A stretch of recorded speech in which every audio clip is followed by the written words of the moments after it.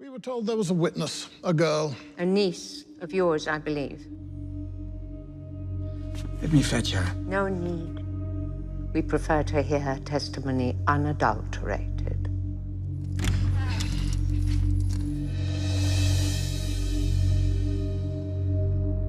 Littlefinger thinks the jig is up. I mean, he's pretty sure that it's over for him, and you can see his face, and it's one of my favorite scenes in the season. He's not gonna be able to slither out of this one the way he has so many times before.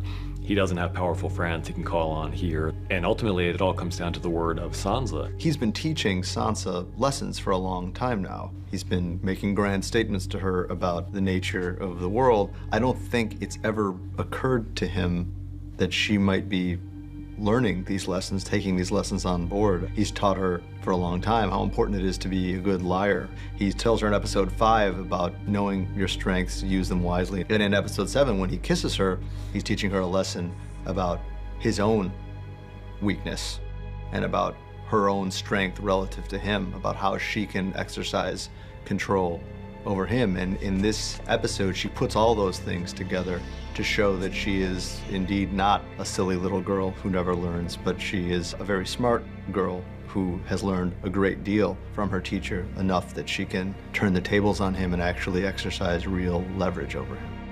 Why did you help me? If they'd have executed you, what would they have done with me?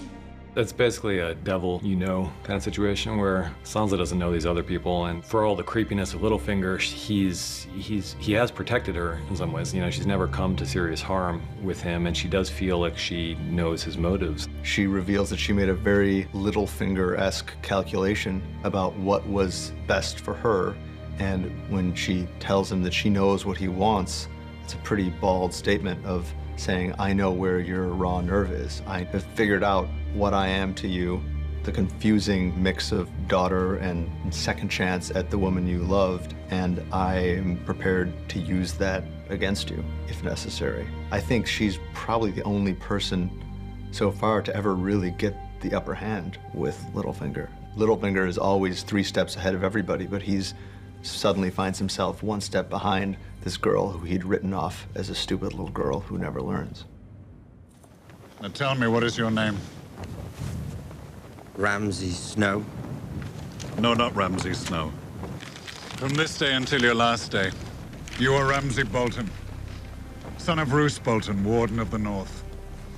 I think Roose is very pleasantly surprised that his bastard has turned out so well. Anything horrible that Ramsay has learned, he's learned from watching his father. I mean, Ramsay is a psychopath, and I don't think Roose qualifies as a psychopath, but they're both very extreme characters, even in the context of this pretty brutal world. And Ramsay has achieved, in Roose's eyes, tremendous things. He may have done them in an unorthodox manner, but most importantly, the way in which he used Theon to take Moat Cailin, which is a very important strategic position for Roose.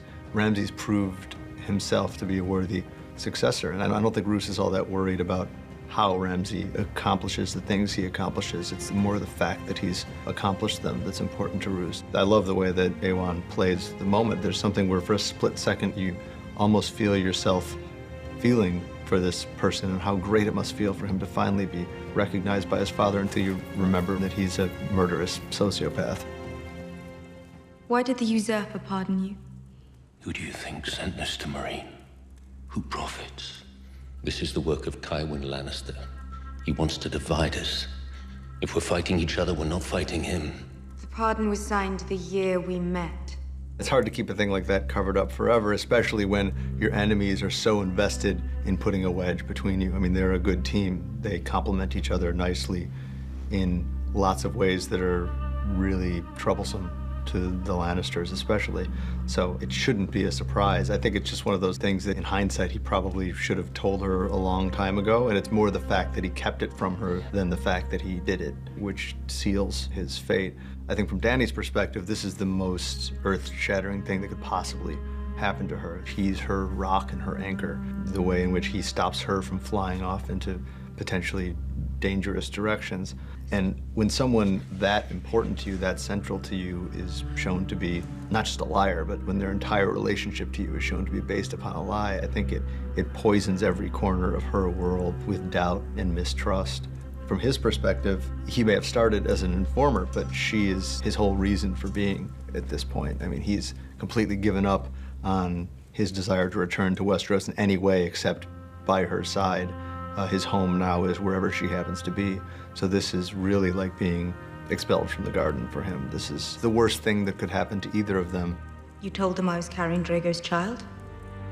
Yes or no? Khaleesi. Don't call me that. Did you tell them I was carrying Drogo's child? For her, it's her child. When Viserys put her child in danger and pointed the sword at her stomach, you saw a switch flip in her. You saw something change, and she watched him die without blinking an eye, even though he was her brother and the only family she'd ever known. And when she realizes that Jorah was also responsible for putting that child in danger, I think that's what closes the door on him forever. Do you remember Cousin Orson Lannister? Of course. Wet nurse dropped him on his head and left him simple. Simple? Used to sit all day in the garden, crushing beetles with a rock.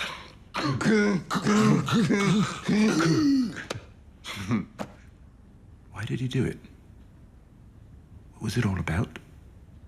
I think Tyrion is faced with the imminence of his own likely end.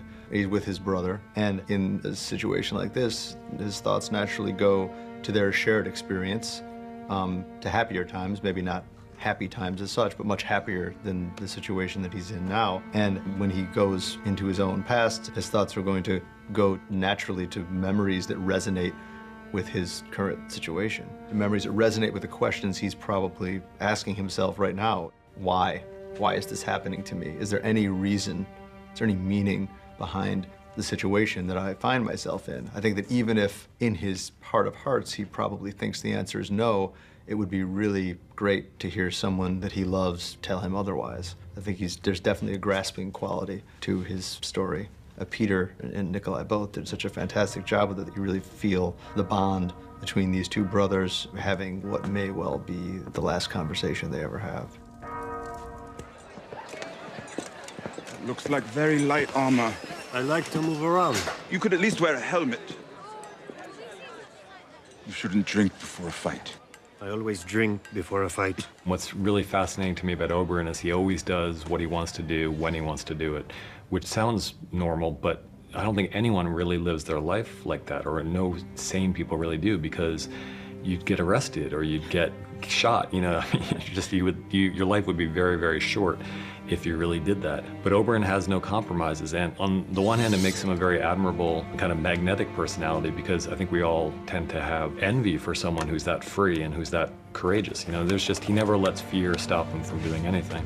On the other hand, as admirable as that might be, it's also really fucking dangerous, and it gets him in trouble, and you know, he chose the exact wrong time to do it. And it's not just killing the Mountain that's important to him, because Oberyn always viewed the Mountain as just a pawn, a very large pawn, but he's Tywin Lannister's soldier, you know. And so if the Mountain committed an atrocity, it was with Tywin's, at least his permission and possibly his direct command. And so for him, the Mountain, ironically, is the little fish, and the big fish is Tywin. He really wants to prove that Tywin was behind all this.